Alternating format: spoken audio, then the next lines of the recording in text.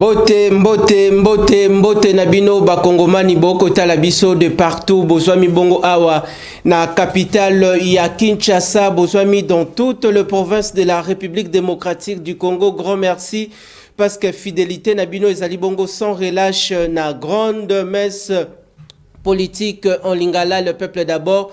Ndenge tobandaki semaine mokolo ya lundi, toke bongo mokolo ya mardi, toke bongo mokolo ya mercredi, toke bongo mokolo ya jeudi, et puis lelo tokutani bongo particulièrement mokolo ya vendredi pour nako solo la pe ko discuter o babengi bongo actualité politique en République démocratique du Congo et sur la toile. Grand merci parce que vous avez belé na tongo ya lelo pour na bon s'éclairer suffisamment autour de grandes questions politiques en RDC et sur la toile. Bon bongo évolution ya mboka na biso Congo bisika touti bisika otokomeli na bisika tozokende. Boyebi était pour déterminer notre avenir politique. Donc poussa na plénière na tongo ya lelo tozali bongo na introduction ya émission bandeko boko zwali baku ya kotala le peuple d'abord. Nangonga oyo na mabota na bino ensemble papa ovandisi bana ovandisi bandeko bapaya o baki kotala yo. Grand merci boko tala biso na Zando, boko tala biso na Gambela, boko tala biso na balier de négoce nyonso tu ya capitale ya Kinshasa.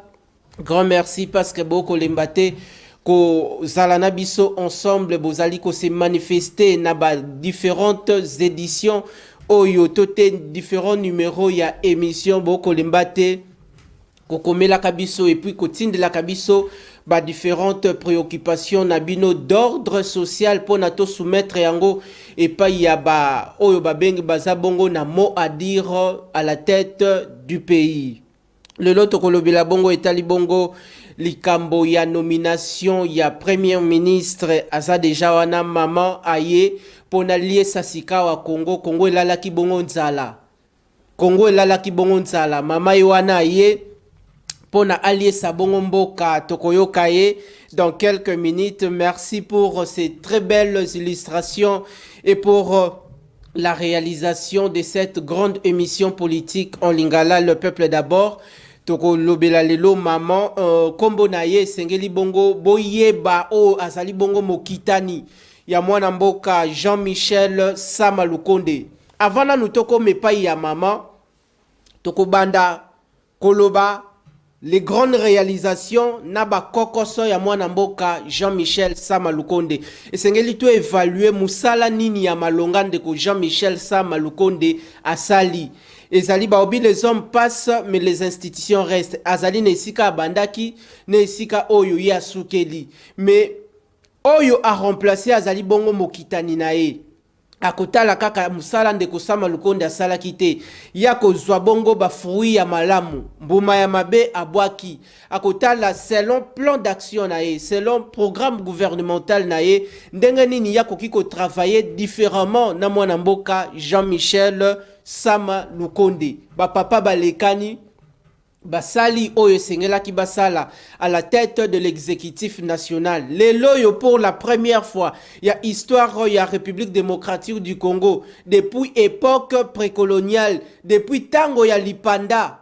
Lelo c'est la première na histoire politique ya bonne gouvernance en République démocratique du Congo, une maman, une femme avoir tote ko occupé fonction tote ko sala à la tête ya primature, à la tête de l'exécutif national. Tokolobelango tokolobela bongo maman esengeli ba maman lelo bazala na état d'esprit élevé pona likambo ya mboka bino bandeko mususu bakomona yango lokola ano baza nommé bongo premier ministre boye mutu na mutu azali na pensée na ya koki ko kanisa makanisi nyonso to akoki ko kanisa mais boye ba ete ezali lourde charge parce que ba ministre o ba koya ko travailler na second mandat du chef de l'État bazolata yombo ya population yombo pona nini ba ministre wana bazali bongo na devoir ya ko travailler pour l'intérêt de la population et non comme gouvernement o uti bongo kolekana. Et non comme gouvernement o outi bongo kolekana. Okomona ministre mususu na bureau ayebi musala na été.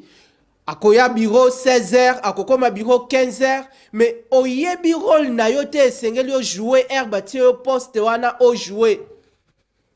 Esengeli mutu na mutu à tous les niveaux à prendre ses responsabilités. Lelo yoba oyoba kokota bongo na gouvernement ya Arche de Noé. Ba oyo baza kokota bongo na gouvernement ya Arche de Noé. Baza bongo na lourde charge ya ko travailler pour l'intérêt de la population. Contrairement na Sama 1 oyo uti kolekana. Contrairement na Sama 2 oyo uti bongo kolekana. Ba imboka lelo toza ko évaluer bongo bilan ya mwana mboka Jean-Michel Sama Lukonde à la tête de l'exécutif national. Tokolobe lisusu etali bongo formation ya gouvernement. Formation ya gouvernement. Est-ce que gouvernement yango esengele zala na quel type d'homme? Quel genre d'homme? Est-ce que sengeli beilongi? Oyo depuis ngai na botamaka kutu te. Depuis yo mutozo tala ngai nano botamaka te botami okomi komona tata wana, okomi komona mama wana, kozala bongo kokipe ba fonction minene ya mboka. Mbula na mbula, régime na régime, ye azalaka kaka bongo aux affaires. Régime na régime balobi, ba président bazoleka na kutu, mais bango baleka na kate bazaka toujours aux affaires. Et j'ai na batu mususu depuis Mobutu azwaka bongo post fonction yako conduire yako kamba bongo mboka na biso, paix à son âme, notre ancien président, paix à son âme. Mais yé a travaillé ensemble na régime Mobutu, a travaillé ensemble na régime Kasavubu également, a travaillé ensemble na régime Mzee Laurent Désiré Kabila, a travaillé ensemble na le sénateur à vie Joseph Kabila Kabongi, a travaillé lisusu na régime en place, le régime Tshisekedi, le pouvoir Tshisekedi. Est-ce que ndenge tokoti na second mandat awa, est-ce que mutu ya bongo esengeli toujours à travailler? Est-ce que mutu ya bongo esengeli toujours à travailler? Na architecture ya mboka ezali na o babenga kabongo la géopolitique. O babenga kabongo géopolitique elingi kolakisa ke bamboka nyonso tu bikolo nyonso tu tozali na 4 langues nationales esengeli bazala représenter la représentativité ya bikolo nyonso tu wana esengeli ezala bongo aux affaires ya mboka. Mais okomona mutu moko azali peut-être mutu ya province Kingandi, ya munoko Kingandi. Toyebi te soki ba mandata e régime na régime esengeli yazalaka. Soki ba mandate la biso ye esengeli régime na régime ye asalaka. Bongo ba jeunes étudiants ba ko silisa bongo ba université. Ba jeunes congolais ba tondi bongo na mayele ba ko bima awa na Izipa. Ba ko bima awa na Ifasik. Bako bima awa na ISP Gombe, bako bima awa na IEC, bako bima awa na Université Cardinal Malula, bako bima bongo awa na ULK, bako bima bongo awa na Bel Campus. Be étudiant wana mbula nini bako salaka. Soki bako tambola toute la journée na mikanda na bango na ba ministère, okomona ba poste ezali vacant. Jeune elenge awuti bongo franchement kosilisa bongo kelasi aye koluka bongo musala ba ko tuna ye expérience professionnelle. Mais avant muto comme une expérience professionnelle esengeli ya sala. Est-ce que nous pouvons parler de l'expérience professionnelle sans qu'il n'a no salate? Alors jeune oyo azali bongo na maele, azali bongo pe na éthique oyo akoki pe komema quelque chose de très particulier pour l'intérêt à mboka. Jeune wana lokola salina nute, esengeli yo papa ya 75 ans, esengeli yo koko ya 85 ans, esengeli yo koko ya 65 ans, depuis banda ko travailler depuis président Mobutu. Kino lelo elongi wana ba mona kayango. Botambola kaka na ba policier na ba soda. Kino lelo botambola na ba girofard. Balobi deuxième mandat ezali bongo makala ya moto. Deuxième mandat ezali makala ya moto na koyebisa bino. Baimbo kezali parmi makambo oyo toko discuter na plénière ya mokolo ya lelo vendredi. Toko lobele susu etali bongo fonctionnement ya ba province na biso. Fonctionnement ya ba province na biso. Boyebi ete to kolobela bongo province ezali bongo aussi na parlement. Lelo to koyoka nungu par rapport ya bataille na poste ya présidence ya assemblée nationale, na poste ya présidence ya sénat. Esengeli quel type d'homme asala bongo na sénat? Esengeli bongo quel type d'homme asala bongo na assemblée nationale? Baimboka, nous allons nous interroger. Bon, les hommes passent, mais les institutions restent. Oh, bakoki kozala bongo bakitani. Esengeli bazala bakitani ya lolenge nini? Esengeli bango bazala bongo bakitani ya lolenge nini? Baimboka. Na komona ba appel ezali bongo kokota pendant que émission ezali bongo en direct. Bobenga te toza kokende lelo bokomona bongo ba image. Bokomona bongo ba image ozana besoin obenga komela biso juste motuna na yo. Komela biso juste motuna na yo. Kobenga te émission ezali bongo en direct. Okobebisa la bonne évolution tote. Okobebisa organisation ya émission na biso. Ezali na bandeko ebele boko tala biso na Idiofa, boko tala biso na Grand Bandundu, boko tala biso na Congo Central, boko tala biso na Grand Katanga, na moni bongo na Kalemi, Banimboka, balingi le peuple d'abord mingi, na Bosanité na Muchacha, na Kisenge Manganese, boko tala biso na Kasaji, wane epai na ngai, boko tala biso na Kolwezi, boko tala biso na Likasi, boko tala biso na espace Grand Kasai, na Dibelenge, boko tala biso na Kananga, boko tala biso na Mbujimai, boko tala biso na Grand Oriental, boko tala biso na espace ya Grand Bandundu, partout dans le recoin de la République démocratique du Congo. Grand merci na fidélité oyo boko lembate ko accompagnaka biso. Lelo na charpente émission ndenge to annoncer bino na introduction to kolobela bongo bilan ya mwana mboka Jean-Michel Sama Lukonde, chef, ancien chef de l'exécutif national, et puis to kosala évaluation ya bilan na ye ti emema biso toko tabongo o ezali bongo nomination ya madame Judith Suminwa Tuluka, cheval de bataille na ye sengele zala nini na deuxième quinquennat du chef de l'État. Quelles sont les priorités de la population, les attentes de la population alingi nini? Boyebi ete actuellement en République démocratique du Congo tozali na ba multiples problèmes, tozali na insécurité dans l'est du pays. Awa na Kinshasa tozali bongo na kuluna oyo ba autorité ba ko multiplier be effort, mais kuluna isa toujours ko continuer. Yango ba utaki bongo ko lancer opération ya Panthère Noire o to ko penser que to ko espérer que likambo oyo ya lutte contre le banditisme urbain dans la mégapole de Kinshasa et ko kita. Ba imboka boyebi ete Kinshasa ezali lisusu na problème ya mai. Kinshasa ezali bongo na problème ya lotiliki courant. Kinshasa ezali bongo na problème ya banzela. Même ata Gombe yango moko toyebaka kure bandaka kokende te à l'époque. Même ata ma campagne na pigeon yango moko toyebaka kure bandaka kokende difficilement. Mais botala lelo soki okei ata na ma campagne na kopesa bino likambo nga na ebi. Soki okei na ma campagne na avenue Concorde. Ba o ba ebi école ya mama Olangi paix à son âme ezali bongo na nguma arrêt ambassade na ma campagne. Soki bokoti bokomona population zo vivre na kaka ba oyo to benga ka ba papa social o population benga ka papa social moko asala moi robinet public oyo aida ka population. Baimboka, nous sommes dans quel pays?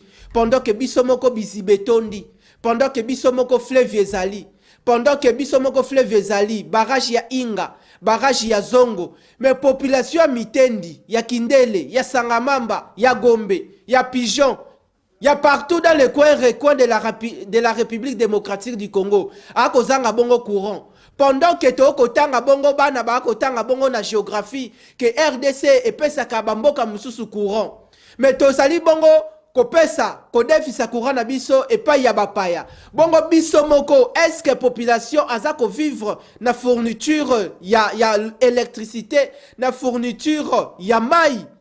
Baimbo ke sengeli mutu na mutu a jouer rôle na ye. Et soki o lata numéro 10 oebi rôle na yo ya numéro 10 te sengeli bongo obima déjà na terrain. Et sengeli déjà obima bongo na terrain. Lelo toko tonga lelo ba imboka putulu kombata. Ba ministre nyoso to bo uti bongo kolanda na gouvernement Sama 1, Sama 2. Oyo nyoso to ebike azalaki ministre bureaucrate. Azalaki ministre wa kendaka kolia na eba Thompson na minene awa na Shaba. Tokoloba yango awa pona na second mandat oyo boko tate. Second mandat oyo boko tate. Ndenge pe bosali bongo ekoki. Ba jeune oyo basa na maele. Est-ce que basa na droit ya kosala te pona intérêt ya mboka? Bandani yango sengeli basunga bongo ndeko Félix Antoine Tshisekedi Tshilombo. Boyebi ete tata mokonzi ekolo azali na motema munene akopesaka mutu na mutu poste nesika na ye. Mais yo herba pesi yo bongo poste. Est-ce que okoyeba ete soki yo sali mabe bila na yo na ministère ba pesi yo kingandi esali mabe. Ekozonga bongo na mutu ya tata mokonzi ekolo. Bakomona yo te ministre ya secteur kingandi. Na boyi natanga kombo na yo pona sala promotion na yo okota na gouvernement ya mwana mboka Judith Suminwa. Na kotanga kombo na yo te. Yo moko yebi osalaki bieto osalaki malamu. Ato oko sala culte ya personnalité te. Le sengeli bino population bon réagir. Bon tinde langai ba message. Ba ministre nini o ba uti na Sama 1, Sama 2. Bango bakotaki na vision ya tata mokonzi ekolo Félix Antoine Tshisekedi Tshilombo. Alors baimbo catholique to kota sikoyo ngonga yango parce que tozali bongo na mboka état de droit mutu moko ta kobangisa bongo mutu. Balobi respectons les autorités du pays, respectons l'état congolais. To finga kate soki tolobi vérité ki mabe kende kolala. Soki tolobi vérité ki mabe changer télévision. Soki oza na besoin Congo kende liboso, soki oza na besoin makambo bongo wana na kati na mboka. Pendant que ba député ba ko zwaka mbongo ebele, pendant que ba enseignant na biso ba ko futa maka na ba salaire ya mikie. Mais député wana o akolambaka ba loi na Assemblée nationale. O azali bongo élu du peuple afandi bongo na Sénat. Aouti wapi nani atangisi ye nani apesi ye bongo maele wana. Est-ce que ça enseignant wana te oyo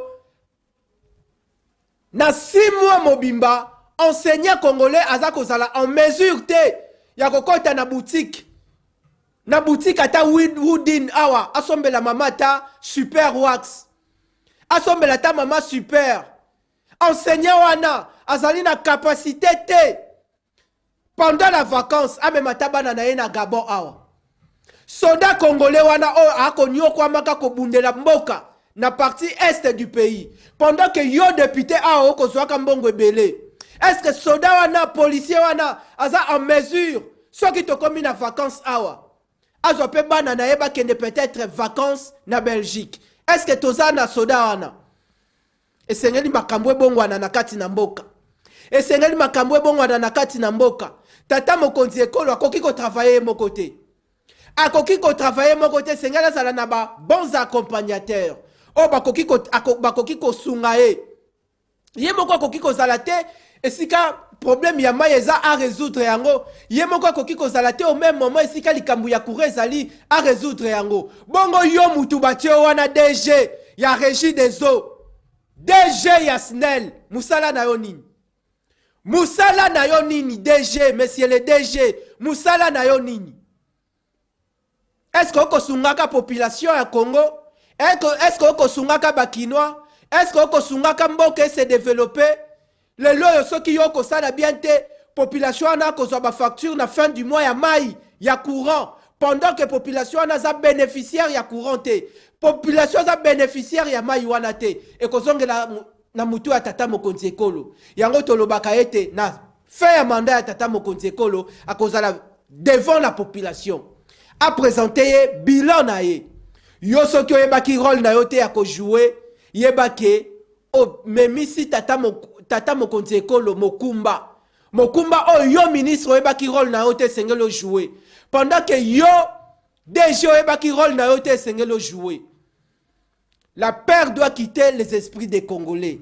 Tozali bongo kopusana lelo tozali bongo na émission ya bosembo émission ya vérité toko pusa na baimboka avant sikawa tokota bongo na gouvernement Sama 1 Sama 2 total ba ministre nini ba se distinguer yemoko pe premier ministre o yakei est-ce que zalaki ministre moko bureaucrate parce que ba critique ezali ebele dans les réseaux sociaux ba ko critiquer équipe gouvernementale nae ba membre équipe gouvernementale nae ba ko critiquer pe nae moko mais au-delà ya ba critique to sala ba proposition to ko sala et ko aider au azabongo actuel premier ministre ayeba ko corriger les erreurs du passé population a besoin ngonga ote mais les mêmes erreurs ezongela et comme la biso loko la parole d'évangile te pasteur l'église andimi sibino oui bino pe bondimi oui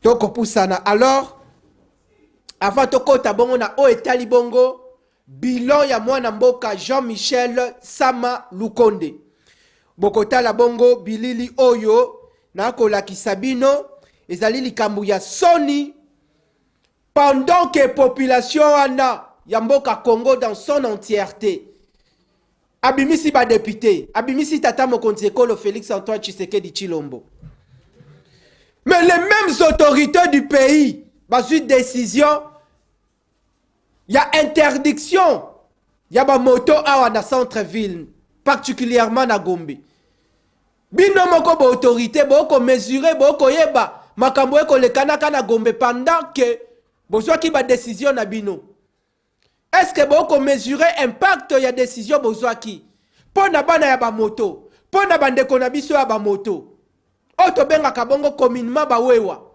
est-ce que boko mesurer est-ce que bozabongo ko mesurer la peur doit quitter les esprits des Congolais. La peur doit quitter les esprits des Congolais. Baimboka, tozali bongo kopusana. Nazo la kisabino image oyo ndeko des anges. La kisa population image oyo ndeko nabiso ya wewa. Oyo kaka la police wano esengeli ya batela ye. Bota la harcèlement ya boye. Tolandi.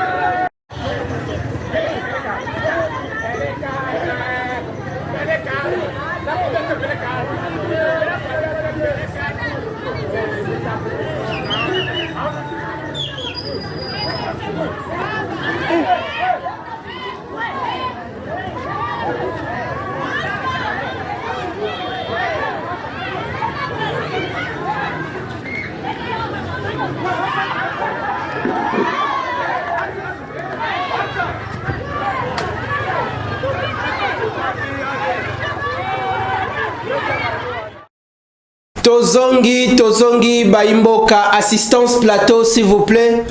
Tozongi baimboka tozali bongo kopusa na plénière ya mokolo ya lelo baimboka likambo ya kokamwa assistance plateau likambo ya kokamwa baimboka bauti bongo kolanda bilili likambo ya soni kotala bongo décision oyo ba autorité bazwaki bota la finalité na yango. Décision oyo ba autorité bazwaki bota la finalité na yango.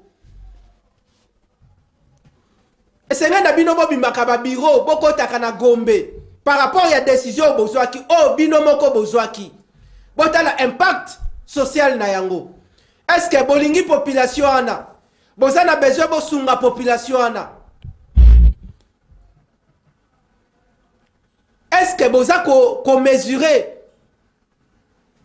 ndenge bandeko na biso o tobenga kabongo bawewa mbongo o ba ko salaka à travers ba moto na bango ba ko tangisaka bana na ba université na ba école et puis baza bongo ko futelaka bongo bandako ndeko moko ba uti ko buka ye bongo lokolo awa na basoko ba uti bongo ko buka ye lokolo et pas ya ba policier bazo tambola bongo cortège na moto. Est-ce que les policiers ont une la population? Ndeko Blaise Kilimbalimba, kozala na birote, kita na terrain. Au palpe du doigt, par rapport à la décision au VPM en charge intérieure à Zouaki. Au palpe du doigt, comme ça, bon mesurer, décision au bino autorité Zouaki. Pour ne pas monopoliser la parole, Topesi Bongo Maloba et pas y a élu du peuple, moi Namboka. Simon Lifeta, cadre au sein de la formation politique Alliance pour les changements, Yamwana Mboka, Jean-Marc Kabound à Kabound. Boye malamu une fois de plus, Naïbi était comme une amour retard moukier, Kinshasa, multiples réalités d'ordre social. Boye malamu ezali sous des mondes exclusifs, il y a population, il y a Kinshasa et puis il y a Congo Mobimba. Merci, Mwana Mapinga, Ndeko Richard Nawej. Et merci aussi naba Congolais baso oyo bazali liboso ba etandoyike kolanda biso na chaîne oyo monene qu'une actu qu'une télévision na tongo ya lelo. Et je commence d'abord par présenter mes excuses na ba citoyens to ba Congolais baso oyo ba pesa ka chaîne to émission au confiance ya kolanda ka tongo nyonso. Comme vous les remarquez na komi bongo na moi retard ezali dû ya oyo tozali ko bika na mo ya lelo suite ya comportement ya ba policier sur instruction ya ba kondina bango a on ali ko mona bongo mona mboka Peter Kazadi o azo ki décision moko bo irréfléchi d'après moi parce que la minute o na monoko ya ba policier e ba komi koloba beta loterie, c'est-à-dire ce ko kangi moto ozana mbongo na cité okanga yango ate ali moto ya $1000 ya $800 okozonga na cité na 500 400 okozwa moto, c'est-à-dire ba policier oto ali ko benga bongo ba ujana oto ali ko benga bongo ba policier tu bazwami bongo na ville ya Kinshasa ba komi surtout mingi na centre ville ya Gombe ba komi ko loba bongo beta punda lesa, c'est-à-dire beta loterie au gagner et ali comportement moko un peu oto ali bongo ko dénoncer yango parce que ko koma na nga na retard na plateau o ezali suite ya comportement wana na zwaki moto moko zwaki nga na poids lourd na niveau ya 14e ri pour que ko tika nga ine siko chaîne ezwami mais to komi rien que na niveau ya Baramoto on a trouvé des policiers en train de nous malmener, malmener chauffeur ya moto et zui même na moto na wana au moment où nous parlons moto les ali porter disparu tiki chauffeur wana mukolo anje atikali na mabele bango bakamati tukutuku na bakumbani pe bakei na yango na ebiete moto ne keinde bon lokola ndenge bazali ko baka deve loterie ezali bongo eloko ya passe to kosenga na ndeko Peter Kazadi à revenir na décision na ye pe association ya bana nyonso ya ba moto association ya ba propriétaire pe ba chauffeur taximan ya moto sangana bakende komona ba autorité oyo bazali habilité pour que ba meka pe ko interpeller collègue na bango ministre intérieur à revenir na décision. Merci Nayo, élu du peuple Tozali Bongo Kopusana. Je crois que Tozali Bongo n'a pas sujet, Tozali Bongo retenu à l'ordre du jour. Est-ce que à part Likambo Oyo, il y a réglementation, il y a circulation routière, tout est tracasserie Oyo, Kinoanyo Sotoazak observé na vie quotidienne na biso, Ozali na biscuit Moussousou Koki ko révélé, ba Kongomani o Bazouami Bongo de partout ba Kota la biso. Mais par rapport à Sandeko Richard, nous ne pouvons que dénoncer étant que élu du peuple étant que leader d'opinion. D'ailleurs, ceux qui boza kota la bilili moreza ko circuler na ba réseaux sociaux tout presque na ba Twitter, na ba Facebook, WhatsApp, vous verrez tout le monde même ba policier ba se permettre ko même na ambulance. Je dis bien ba se permettre ko même na ambulance o ezalaki bongo na mutu ya bokono to pe na mutu ya malade na kati ya mutuka o wana o ekumbaka boto bongo pona ko lobiko ezalaki comportement moko tozali bongo ko dénoncer comportement ya ba policier tozali komona lokola comme si ezali nde instrumentalisation to pe ezali kola comme si ba instruction bazali ko zona hiérarchie na bango ko saboter to ko malmener biso petit peuple parce que rien que comme na vidéo o ezali ko circuler lelo o to moni ba policier na escorte ya jeep ya la police ba keyi ko empêcher to ko chama boko na ambulance o kumbaki mutu ya maladie et vous allez juste comprendre que déjà ba policier ba tamola ka bongo na jeep to na mutu kana bango ya service bazala ka quand même ba commandant o bali ko kamba section to bali ko kamba troupe ba policier mususu ya secteur associate et linko lo baki MP Simba mibongo na bato bazali na bokondi ya mboka soki to meki to kobebisa musala vous voyez un peu na alire nini mboka ekomi kokende donc monopole il y a tracasserie s'il faut te dire que ezala qui est reconnu auparavant na ba policier na ba militaire mais à ce jour et comme na ba congomani mususu bazali bongo ba civil à sous leadership to sous bénédiction il y a régime Tshisekedi ba comme ko terroriser ba ndeko na bango ba civil ko la bango. Est-ce que les loyo Kinshasa normalement que souffrir on a problème il y a autorité absence il y a autorité parce que outi bongo ko loba été on dirait force du progrès a joué mission tout rôle il y a la police na biso to ebiete la police rôle na ye sengeli a joué pleinement ko assurer sécurité il y a ba kinois et puis ko battre la biloko na bango loyo ndenge outi bongo ko sala observation musalo force du progrès a osala wapi omniprésence ya mwana mboka Peter Kazadi wapi musala nini ya malonga oyo ndeko Blaise Kilembalimba azosala est-ce que aza na bureau toté il doit être sur terrain pour palper du doigt par rapport à toutes les réalités aux ezali bongo kolekana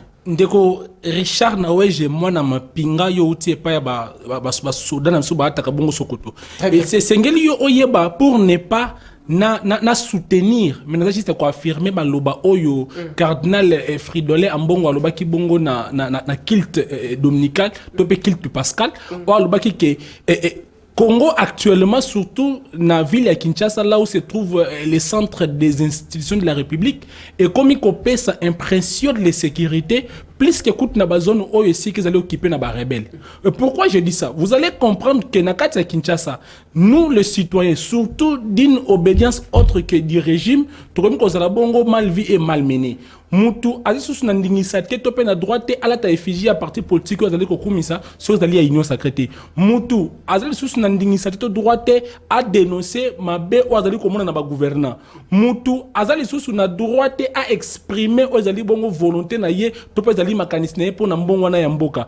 Tout ça tozali komona lo lenyenkani ba kambio bazali kokamba. Au lieu, voire même bâti comme monopole, il y a réglementation, il y a vie de la société, il y a institution établie, soit il y a service habilité, mais il y a pesi yango na ba citoyen, topé na ba tomususu, le rôle abisso, parce que on a charge à l'état, mais ba réglementer. C'est ce qui crée l'insécurité. Rien que sur ça, il y a analyse, il y a aspect wana.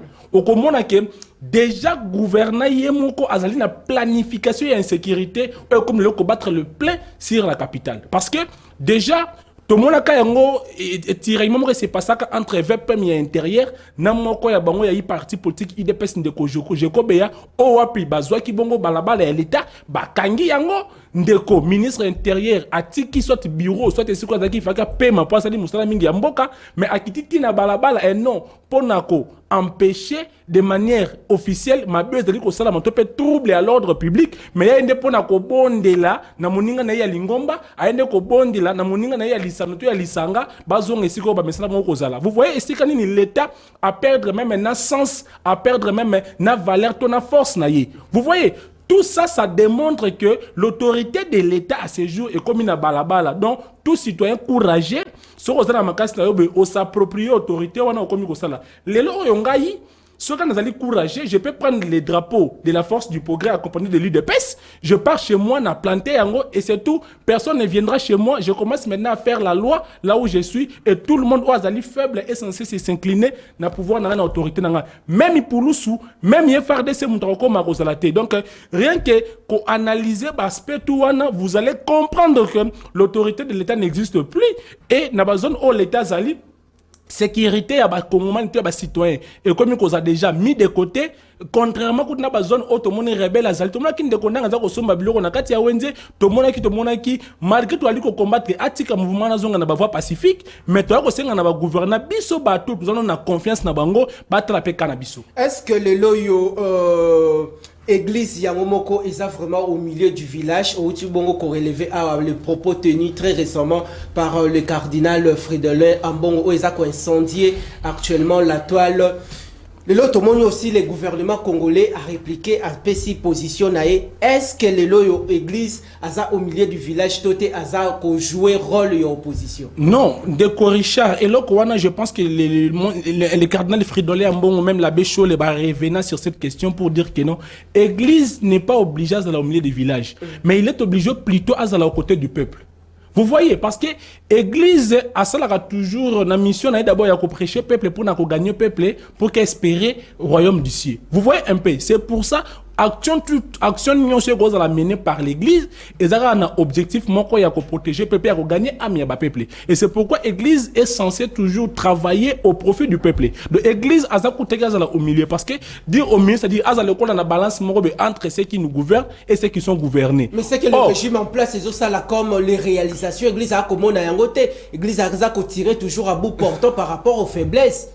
Non, Ndeko Richard, il ne faut même pas tout maquiller ma benne malamu. Très bien. Quant à moi, je n'ai jamais vu, en commençant par le premier mandat, le deuxième mandat de Félix, na moni esika morote basali loko madame Nangobeta maboko ezalité. Aluka qui a mekako tenté il y a avec la gratuité de l'enseignement, mais tout le monde a une mauvaise planification et ils ont produit une qualité à élèves au basali mal formés. Vous voyez, c'est déjà un échec. Projet les gelous, projet les gelous, ceux qui n'ont pas image, il y a Kivu.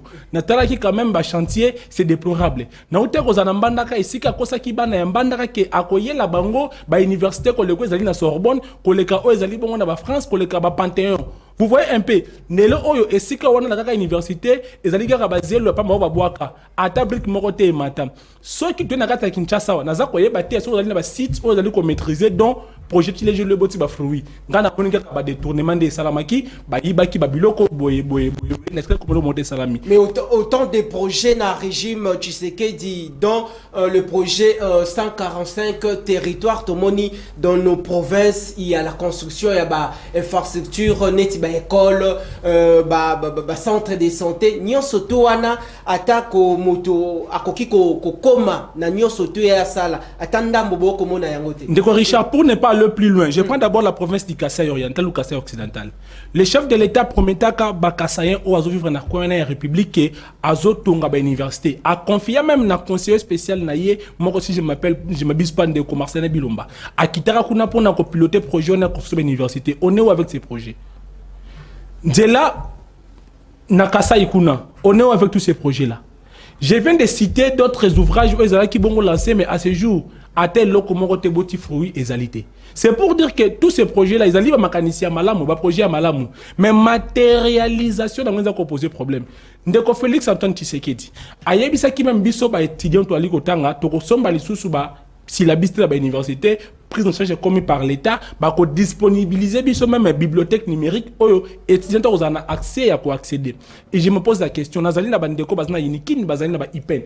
Est-ce que accès na réseau de communication est-ce que ezalim na etanine c'est déjà un grand sérieux problème likambuya transco ayela kibiso transacademia pour que supporter ba élèves et mais qu'un peu ko soutenir bon pour na ba frais ba transport to quand ça ezaki loko moko ya ofele pour que sunga biso ba étudiant en tout temps comme solo ezalité mais na moi le ba futaka allez vous renseigner ba futaka bon malgré prix forfaitaire, mais c'est quand même payant. Ce qui est inacceptable. Sous d'autres ciels, l'État a se permettre qu'on passe des bourses dans les étudiants pour encourager, parce que on est pour nous soutenir une société. Dès que Simon lui fait Tanakatiote, vous êtes de la classe politique congolaise de l'opposition.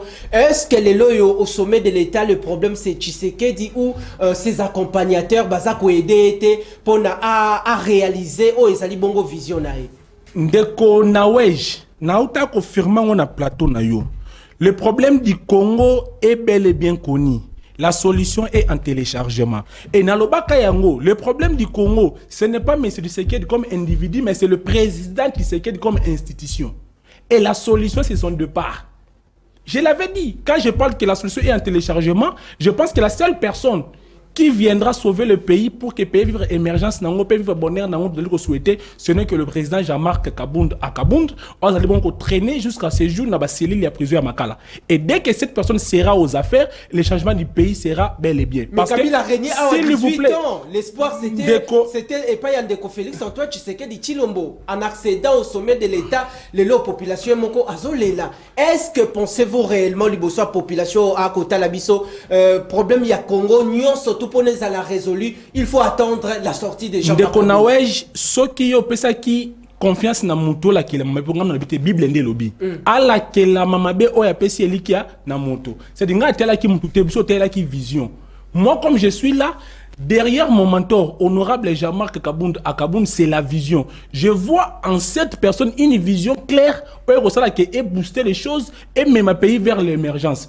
Contrairement à Bakongomani Misusu, au Bachaki Ndialike na Tshisekedi, et Baza maudit par la Bible et non par moi. Yango na un kolobake ndeko Tshisekedi pour nanga, pas non comme individu, mais comme institution président, c'est un danger au sommet de la République. Et yem to ali à la base, même il y a blocage Yamboka. Vous voyez un peu, parce que Yeta qui est numéro 1 ya République, azali première institution Yamboka, azo veillé d'ailleurs na bon fonctionnement ya institution nyo surtout Yamboka. C'est-à-dire ce que tu as dit dysfonctionnement les lots na ba institution qui va répondre sur le plan même légal ou sur le plan même politique. Vous voyez sur le président. Quand je parle sur le plan politique, parce que quand je parle sur le plan politique, c'est parce que biso souverain primaire to voter qui na suffrage direct. Tu votes qui premier ministre était, tu votes qui ministre, tu votes qui le président de la République. Tu penses qui yende ma boko pour que même abisso vers notre destinée. Vous voyez un peu. Et ce n'est que le monsieur Tshisekedi qui répondra na ba o ezali bongo ba souci pe biso ka ba to rejuger par rapport à mission to pesa qui est. Yangonga na paro yangai. Le corps n'a pas quand même confiance que a gérer biso na vision on a mona ki banga batamu mboka na président Kabound na zongo sur le na micro na yo pour na kolobaki na retirer confiance on na comme ka cause la départ na ye pour que mbongo na ekota na katia. Merci Nayo mwana mboka Simon Lifeta Baimboka toko poursuivre séance plénière ya mokolo ya lelo vendredi toza bongo ko clôturer bongo semaine boy baete tozali bongo lundi, mardi, mercredi, jeudi et vendredi en direct à partir il y a 10h25 ndenge boko landa biso nangonga oyo boko landa biso pe la grande rediffusion prévue ce soir à partir de 23h30 après la rediffusion il y a grande édition du journal pour lier l'utile à l'agréable par rapport il y a maloba mwana mboka Simon Lifeta akoloba les propos tenus le dimanche dernier par le cardinal Fridolin Ambongo. Total lors il y a exercice de redevabilité Patrick Mouyaya. Dengue à Pessi position, il y a équipe gouvernementale, il y a Union Sacrée. Tolandi.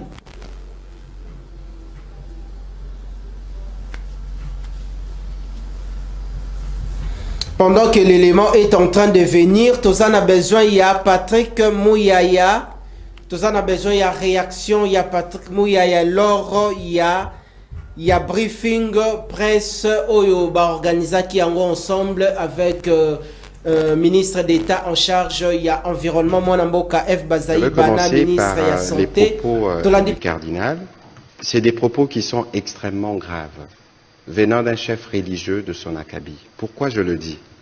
Parce que, quelles que soient les raisons, et en plus c'était une messe pascale, la fête la plus importante de chrétiens.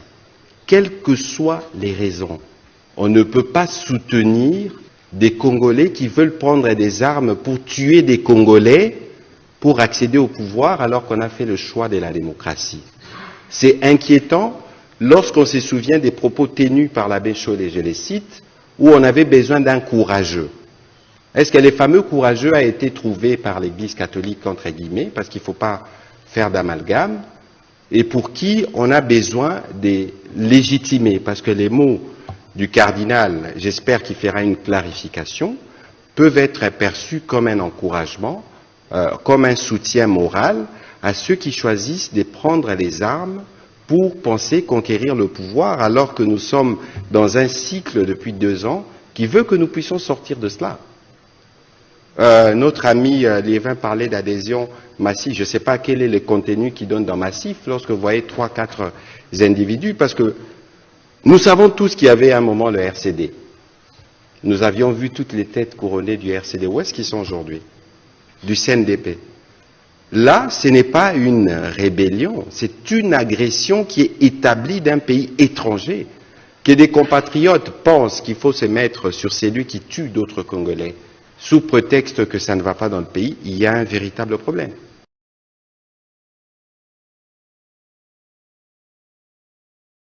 Tozongi, grand merci. Na réalisation chapeautée des mains des maîtres par l'ingénieur des anges Ndeko Simon Lifé Tatouti Bongo Kolanda. La position, il y a gouvernement et puis Ndeko Patrimoine, il y a Zabongo gouvernement, Zali Bongo Kosenga, clarification par rapport aux propos tenus par le cardinal Fridolin Ambongo. Est-ce que le cardinal Fridolin Ambongo doit s'expliquer par rapport à Makamunyo Sotoye à Lobaki? Ndeko Nawej, Ndeko Richard, à mon humble avis, Ototi Kotala et pas ya ministre Nabiso ya communication porte-parole et gouvernement sortant monsieur To Mwanamboka Patrick Mouyaya ezali à Libosote. Et rappelez-vous makambo ezali koloboto ali kosala ndeko la mère mende sous régime ya ndeko Kabila pe à salaka yango. Et toyebi suite nini o ekomaka. C'est-à-dire aujourd'hui le cardinal Ambongo n'a dit que la vérité. Et là, comment on a bâti si toi l'ongoli exact. On a bâti sur le plan sécuritaire. Na ville Kinshasa, les conditions de vie sur le plan sécuritaire est comme comment. Une fois là, j'étais chez moi à la maison en train de réfléchir. Na poussa qui m'a kanisnanga moi musika. Je me suis dit, lorsque les gouvernants, ceux qui nous gouvernent, bazali ko senga na biso tout changer ma mentalité. Et bazali ko senga na biso et que transport en commun oyo biso ba particulier to comme comment talo selon ba volonté selon ba vouloir na biso na li komi tuna bango ba kambi mbongo faki ba sumba mituka pe kumba petit peu ba li ko détourner yango. Est-ce que changement mentalité ça peut ko interpeller bango te na li komi tuna tangu bozali koloba ke congolais abwaka papier to chasser na cité et ko bebisa environnement mais ye moko mokambi mbongo oyo ba bimisaka na trésor public pour que et ça la évacuation ba imondis ba li ko détourner. Est-ce que changement mentalité ozongela pe bango te tangu bozali koloba na biso et que toi tika ko se regrouper na bandi armé to na ba un groupe de kuluna. Est-ce que l'état est mon père dit comme mon tête le lengen kani a comme ko zo monopole il y a service de sécurité ezali ko zongela la police suna armée a comme ko pesa ngona ba individu. Vous ne voyez pas que non bango peut faut quand même changer mentalité zonga pe na ngambo ya bango et lingi ko ba ke Congo lelo et comme ko tambola na sens inverse au lieu que na sens normal et comme que na sens au contraire. Oyo ba kambi école il faut ba salate yango ba komi ko sala et conséquence logique oyo petit peuple a salate a komi ko sala. Vous voyez un peu dans ce climat là que mboka et comme le cola c'est que moi je peux qualifier na ingouvernance moko boye et cardinal Ambongo étant que monto oyo azali ko représenter église ezali na ngambu ya peuple ayeka juste koloba o ezali bongo souci ya peuple parce que aujourd'hui et le ezali ko pesa gouvernement Tshisekedi pasi comment na ba kongomani misusu ko katisa bongo na ngambu esiko nanga azwami ko pesa ye maboko malgré que bon citoyen na kolinga te oboma ba victime to ba innocent ya batu ya pamba na liko condamner comportement to attitude wana mais ba gouvernant il faut ba fanda ba marquasco ko sala ba analyse et loko nini ali ko sala ke ba Congo ba congolais mususu batika Kinshasa batika Lubumbashi batika Goma ba rejoindre bandeko ba simando ki pona mboka et vous allez juste comprendre que non il y a suite il y a mauvaise gestion na bango suite il y a mauvaise gouvernance na bango nde sali ke to comme siko na contre nature et comme ke batu o esengeli ba sala te ba komi ko ça c'est ça les grands problèmes. Lors il y a matinée politique tenue très récemment à Kinshasa, le secrétaire général du parti présidentiel Augustin Kabonde a accusé le régime Kabila par rapport il y a insécurité dans l'est du pays, la question il y a M23. Est-ce que pourquoi les noms de Kabila ils osent toujours le régime Tshisekedi, on charge toujours Kabila que c'est lui qui est à la base il y a insécurité. Est-ce que vous partagez cette position? Il y a UDPS ndenge baza ko accuser Kabila. Discours qui tenu par le secrétaire général il y a UDPS lors il y a matinée politique na bango na UDPS ndeko Augustin Kabuya. Discours wana quant à moi na bande ko tanda ba voler mi balé. Très bien. Voler à liboso politique et na voler yami balé voler moko légal to voler moko sur le plan mobeko parce voler que politique voler légal sur le plan mobeko sur le plan politique c'est un acteur politique qui cherche comment azwa adhésion massive, il y a confiance, il y a des Congolais pour que indexer mon sous des sorciers. Très bien. Na volet légal, et ça constitue en même temps dénonciation par ces derniers contre M. Kabila, où Azali ko visé comme étant être de mèche avec les mouvements armés. Maintenant, sur le plan politique, je peux admettre, c'est tout à fait normal pour un moyen politique, azo adhésion à Congolais misusu pour que Inaka misusu ba pesa bango confiance. Mais sur le plan légal, Babilo Kowana déjà dans un état sérieux parce que le pays est agressé. À ce jour, ba victime bazan Nord Kivu, ba maman, ba koko, ba bébé, bazali bongo kufa na minduki o ezako la butu moy. Ministère public topé parquet, il fallait qu'il déjà en ce moment a interpellé Ndeko Augustin Kabouya pour que ce dernier a collaboré avec la justice, a fournir des preuves, tout élément où ils allaient détenir, où ils allaient peser à charge de M. Kabila. Parce que là, dans ce cas-là, si M. Kabouya sera interpellé, n'a parquet pour quelqu'un de prouver à l'égard de M. Kabila, moi, ces jours-là, je vais l'accompagner et n'encourager pour que nous tous, nous puissions tirer au clair Makambo Zaliko ça parce que lui condamné Zaliko les gars. Est-ce que le deux parties c'est qu'il va saisir les instances judiciaires parce que accuser comment le PPRD la personne de Kabila Metomoni Kabila toujours Azako demeurer toujours dans l'université il y a silence. Pourquoi tout ce propos incendiaire Azako toujours dans l'université il y a silence? Le problème ici c'est quoi?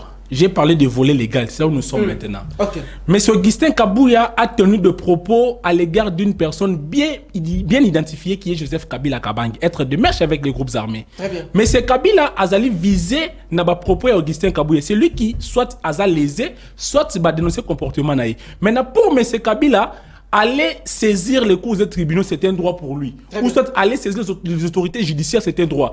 Et exercer un droit, c'est facultatif. Ça dépend de la personne. Soit à saisir les cours des tribunaux, ou soit à s'abstenir de ne pas saisir les cours des tribunaux.